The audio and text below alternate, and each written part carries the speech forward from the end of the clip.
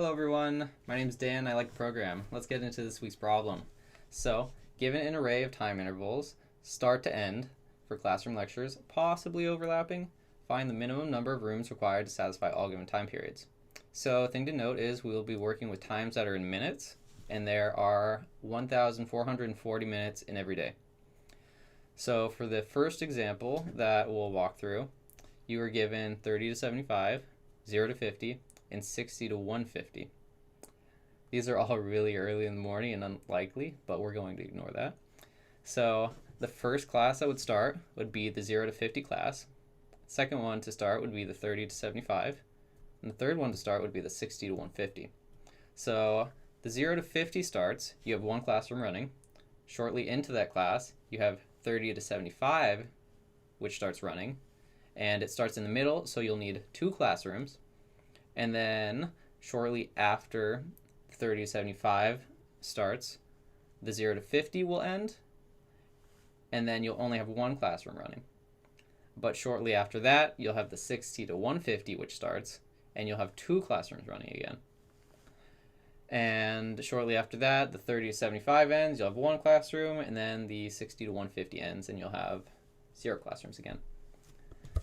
So the maximum number of rooms you needed for that entire time was 2. Let's get into the code. So as you can see, I've already gotten started on some of the code. I put in 4 examples that we could test, and they all have the correct minimum number of classrooms needed for all the time intervals. So we'll check to see if they're correct at the end. And then I also have the main method down here, which we'll use to test.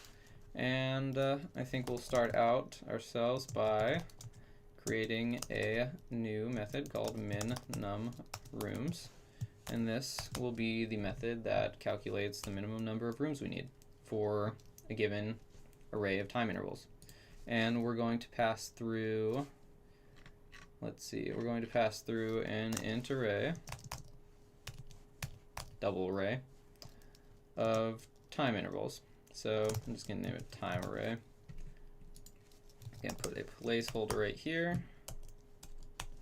And then the first variable we need will be a variable called rooms needed. We're going to set this equal to 0 because if there are no intervals given to us, we're just given like an empty array, you know? We don't need any rooms because there are no classrooms going. I mean, there are no classes going, you know? No lectures, no classes, same thing. And then the second thing we'll need is a variable called net rooms needed. We'll set this equal to 0 as well. And this variable is going to keep track of the current rooms needed at any given point of the day. And then the next thing we need will be an array of integers called time counter. And we're going to set this equal to a new int array, and we're going to have it have 1,440 new places inside the array, new indexes. And the reason for this is there are 1,440 minutes in a day, and so we'll be accounting for every minute. So what we're essentially doing is we're calculating the net gain in rooms for each minute of the day, and we're going to store that in this array. So for example, at time 70, the 70th minute, which would be the 70th place in the array, we would say, hey, how many classes are starting? How many are ending? You take the class that start, subtract the amount that ended, then you get your final value. So let's say 3 classes started at 70 minutes, and then 1 ended at 70 minutes. So you'll have 3 minus 1 equals 2. That's the net amount of rooms that were gained. Same thing if it was more rooms that ended, or more lectures that ended than started. So if you started, let's say, 1 room at 70 minutes, and you ended 2 rooms, 2 lectures, then you would have -1 sitting in that spot in the array. And we're going to use this to calculate the net rooms needed at any given time throughout the day. And that's what's going to be stored in our variable called net rooms needed. And to do this, we are going to go into an example, and I'm going to get onto my iPad so I can show you. So we have this example here, and we're going to assume that there are only 5 minutes in a single day. Kind of short, I know. Got a lot to do, but too bad. Anyways, and then we're going to assume that classrooms are requested during the given times below, from 0 to 1, 0 to 2, 0 to 2 again, 1 to 2, 1 to 3, and 3 to 4. So we're going to work through this with the table I made here down below. So we're going to keep track of the rooms gained, the rooms released, and the net gain in rooms. And then after that, we'll see what the rooms currently needed are, which in our code would be stored in net rooms needed. So let me get my pencil out. So for rooms gained, I'm going to use some green. So at time 0, we can see that there are 3 rooms that are needed because 3 lectures are starting. The 01, the 02, and the 02 again. So we're going to say plus 3. And then this is the first minute of the day, so nothing's going to get released. And so this rooms release is going to stay at 0. And then we go to the next one, which is 1. And we say, hey, there are 2 times, or 2 lectures that start at 1. And so we're going to come down here. We're going to say plus 2. And then we'll look on to see that there is 1 lecture that ends at 1. So we will go right here and we'll say minus 1. And I want you to note that the start times are on the left and the end times are on the right, if I haven't mentioned that before. And so we'll move on and we'll say for the second minute of the day, or the 2 minute of the day, there's nothing that starts, but you can see on the right that 3 end. So we would say plus 0 minus 3.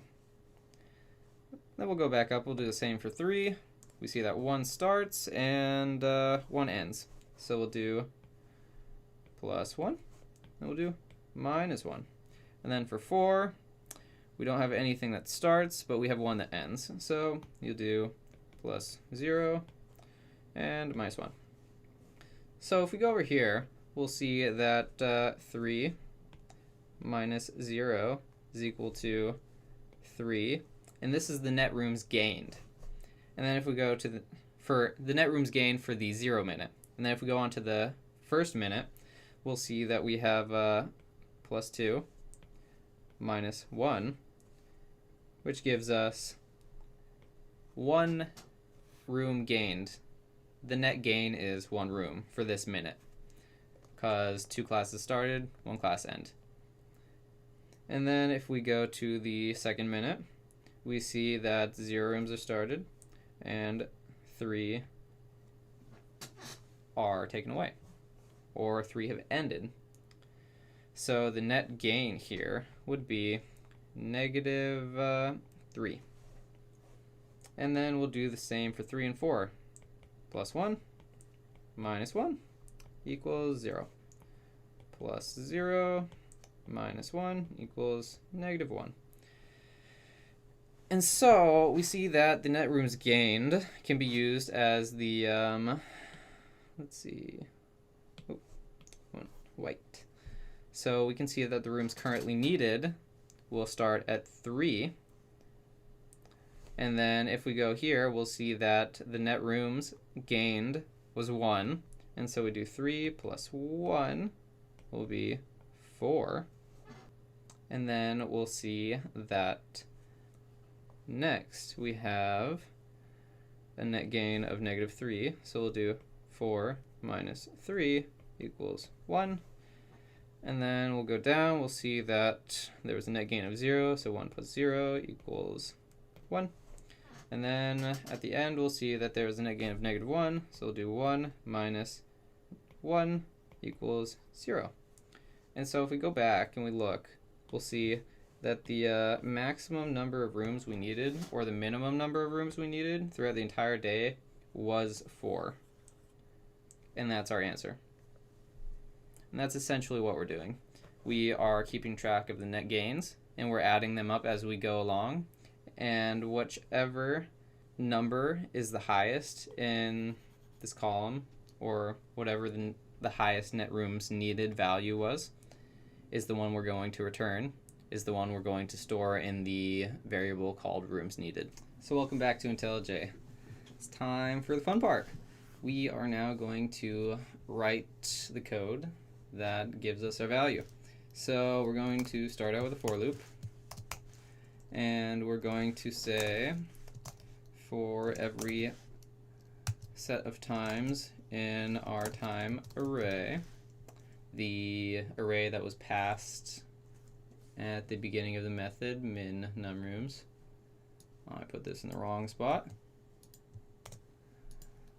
For every set of times in time array, we are going to say time counter times 0 plus equal 1, and then we're going to copy that. We're going to change this to a 1. We're going to change this to a 0. Nope, we're going to change this to a minus equals 1. So what we're doing is we're adding up every single time a class ends, and we're adding up every single time a class starts, just like we did in the example before that I showed you. So essentially, every time a class ends, add minus 1. Every time a class starts, plus 1. And then it'll fluctuate as we go on, and then they'll get to their final values at the end of this for loop. And then the next thing we do is we do another for loop, and we say for int times time array for every, let's see, for every time, oops, no, I was looking at the wrong bit. For every time in time counter, we want to say the net rooms needed plus equals times, and then time, and then if the net rooms needed is greater than the rooms needed, we say rooms needed is equal to net rooms needed. And so that way, as we're adding up all the times like we did in the example, once we get to a higher value like that 4, we would say, hey, this is the new minimum number of rooms I need for the scheduling. And so we would store that in rooms needed. And then at the very end, we will return rooms needed. And that's just about it. Now all we gotta do is write a couple tests for it. So we'll do a couple print lines. Oops. I'm gonna do a formatted print statement. And so we'll say the number of rooms needed for set 1 is, and then we'll do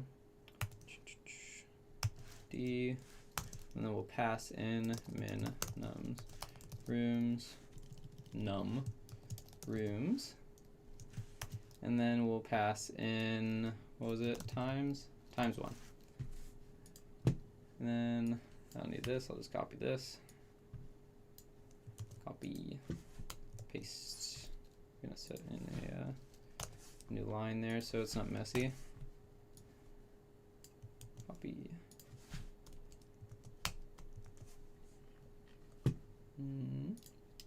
Change this to 2, change this to 3, change this to 4. So also change this to 2, this to 3, this to 4, and we'll run it and cross our fingers. So the number of rooms needed for set 1 is 2, number of rooms needed for set 2 is 2, the number needed for set 3 is 1, and the number of rooms needed for set 4 is 3.